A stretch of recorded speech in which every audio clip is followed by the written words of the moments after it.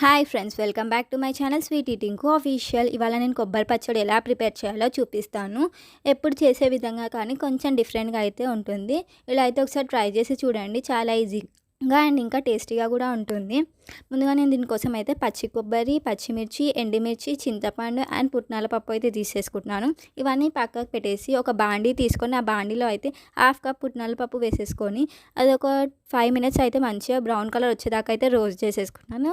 ఇలా మంచిగా రోస్ట్ చేసేసుకోండి. ఇదైతే ఒకసారి ట్రై చేసి చూడండి. 5 మినిట్స్లో అయితే అయిపోతుంది అండ్ ఈజీగా టేస్టీగా కూడా ఉంటుంది. ఏ టిఫిన్లోకైనా మంచిగా ఉంటుంది. లైక్ ఇడ్లీ, దోశ, వడ దేంట్లోకైనా తినొచ్చు.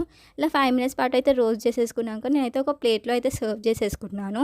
ఇదంతా సర్వ్ చేసేసుకొని అదే బాండీలో నేను ఒక 1 టేబుల్ స్పూన్ ఆయిల్ వేసేసుకొని దాంట్లో అయితే ఒక 4 to 5 పచ్చిమిర్చి వేసేసుకొని ఫ్రై చేసేసుకుంటున్నాను.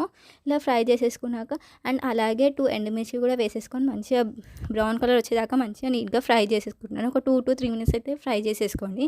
ఇలా ఫ్రై చేసేసుకున్నాక ఇదన్నీ పక్కకు పెట్టేసి ఒక మిక్సీ జార్ తీసుకొని ఆ మిక్సీ జార్లో అయితే కొబ్బరి వేసేస్తున్నాను.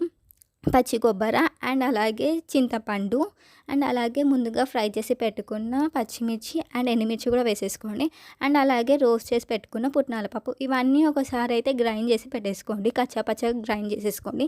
ఇలా కచ్చాపచ్చగా గ్రైండ్ చేసేసుకున్నాక మనం ఇంకా కొంచెం వాటర్ వేసేసుకొని పేస్ట్ లాగా చేసేసుకోవాలి. హాఫ్ కప్ అయితే వాటర్ వేసేసుకొని పేస్ట్ లాగా చేసేసుకోండి. మంచిగా ఇలా మంచిగా పేస్ట్ అవుతుంది. మీకు ఇలా తిగ్గా కాకుండా ఇంకా లూజ్గా కావాలి అంటే ఇంకా కొన్ని వాటర్ యాడ్ చేసేసుకొని అయితే గ్రైండ్ చేసేసుకోండి.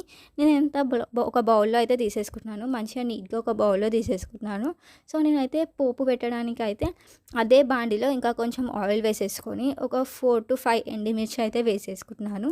ఇలా మంచిగా ఎండుమిర్చి అయితే ఫ్రై చేసేసుకున్నాను. అండ్ అలాగే నేను పోపు కోసం అని చెప్పి జీలకర్ర, ఆవాలు, మినపప్పు అండ్ శనగపప్పు అయితే వేసేసుకుంటున్నాను. ఒక 2 మినిట్స్ పాటు అయితే ఇలా ఫ్రై చేసేసుకోండి. మంచిగా ఫ్రై అయ్యాక అండ్ అలాగే నేను ఇలా కర్రీ లీవ్స్ అయితే వేసేసుకుంటున్నాను. కర్రీ లీవ్స్ అయితే నేను ఒక 4 to 5 కర్రీ లీవ్స్ అయితే వేసేసుకుంటున్నాను. ఇవన్నీ ఒక 2 మినిట్స్ పాటు అయితే మంచిగా ఫ్రై చేసేసుకొని బ్రౌన్ కలర్ వచ్చేదాకా నేను ఆల్రెడీ పేస్ట్ చేసుకున్న కొబ్బరి పచ్చడిని మొత్తం ఇందులో వేసేసుకొని ఒక 2 to 3 మినిట్స్ అయితే మంచిగా కుక్ చేసేసుకుంటున్నాను. నేను సాల్ట్ అయితే యాడ్ చేయడం అయితే మర్చిపోయాను. మీరు అయితే యాడ్ చేసేసుకోండి. నేను ఇలా చూపించలేదు. ఇలా మంచిగా ఒక 2 to 3 మినిట్స్ కుక్ చేసేసుకున్నాక కొబ్బరి పచ్చడి అయితే రెడీ అయిపోతుంది.